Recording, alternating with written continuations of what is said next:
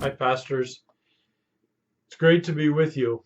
Glad that we can be studying the scriptures together, and I'm so encouraged by the video that I saw and by the pictures that Freddie has sent and his reports about your faithfulness and your continued diligence in your study and in your fellowship and in your encouraging one another. So thank you. It's just great to be able to hear those reports, and it just makes us even more want to long to be with you. Today we're going to be taking a look at 2 Samuel together. We left off with the life of Saul. We knew from the very beginning Saul was not going to be the ultimate king of Israel. He was not going to be the long-term solution. Because remember, in Genesis 49, it was the tribe of Judah that was to be blessed with the king who would hold the scepter. And so we knew when a king came along that was from the tribe of Benjamin, we knew it was not going to be Saul's line. God was working out another plan. And so now when we come to 2 Samuel, we see God establish David on his throne.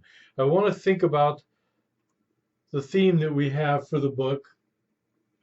God rules Israel through the king after his own heart. What we saw with Saul was God ruling through a king who did not have a heart for God. And so now we see in great contrast, King David, who loves and seeks and is devoted to the Lord, rises to the throne. As David begins, we see 10 chapters of triumphs of David's reign. So here we see the victories that he has over his enemies. Here we see the compassion that he has for the family of Saul, even though in the ancient Near East, the kings that reigned around him, they would have destroyed everyone in the previous king's reign, just so there would be no threats to the throne. But David, instead, David is the one who honors King Saul. David is the one who seeks someone that he can care for from the line of Saul. So we see the uniqueness and the blessing of David as he continues this triumph. We also see in here the Davidic covenant. In the Davidic covenant, God promises to David that he would establish a household for David that would endure forever. There would never be a time that there would not be a male in the line of David that could rule over the throne of Israel.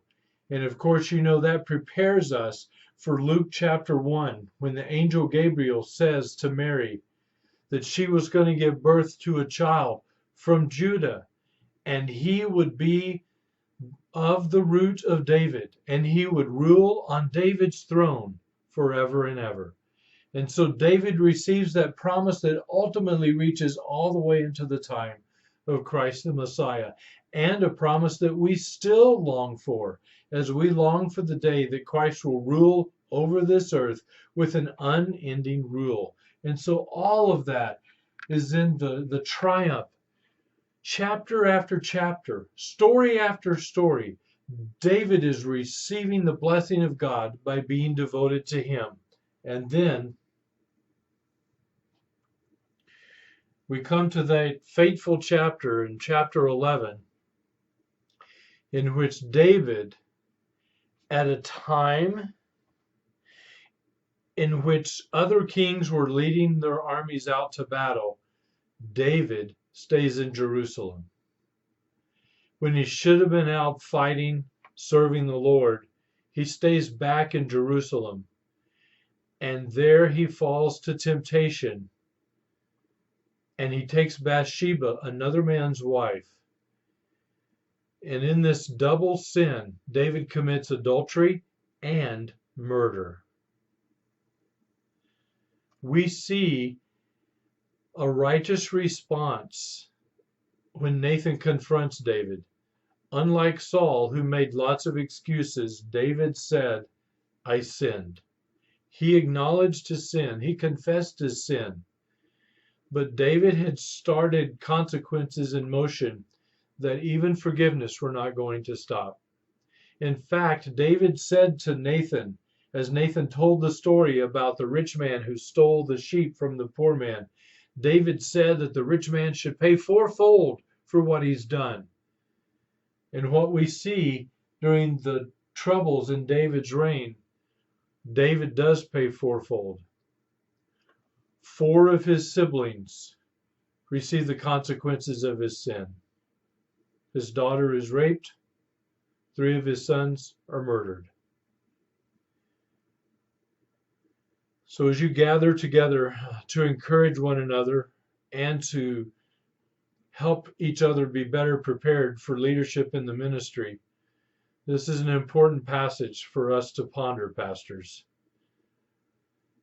David did not do what God had called him to do. He was not busy about the ministry.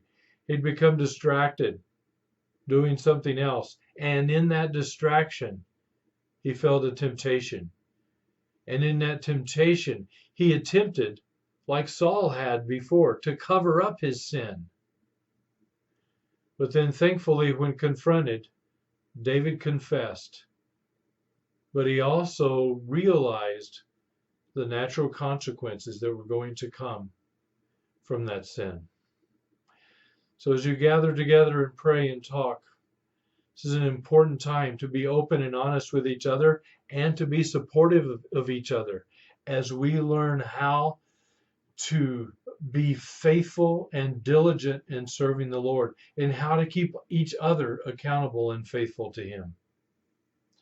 So after that sin, David experiences a series of troubles that bring his throne, doesn't take away his throne, but damages his throne, damages his rule. And then when we come to the end of 2 Samuel, we see a series of stories that describe David in his final years. So these stories are up and down. We see some faithfulness in him, and we see his devotion to the Lord, but we also see mistakes, again, like 2 Samuel chapter 24, in which David numbers the fighting men of Israel. So the life of David, much like the story of the Old Testament, could be pictured in a mountaintop as David is chosen here in the valley to go from being a shepherd to being ruler over the nation of Israel, and then because of his sin, to see his influence and his reign begin to erode. Enemies that he had defeated become successful in the end. And so David begins to see his throne wither.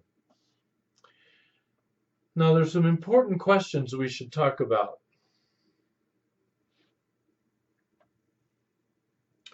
One of them is this. When we take a look at David's role as a model worshiper, this is 2 Samuel chapter 6, where David is bringing the ark back to Jerusalem.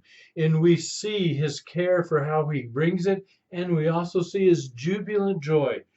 And a good discussion question would be, what do we learn from David's example about leading people in worship? Sometimes as pastors we say we have a worship team, and that team leads worship.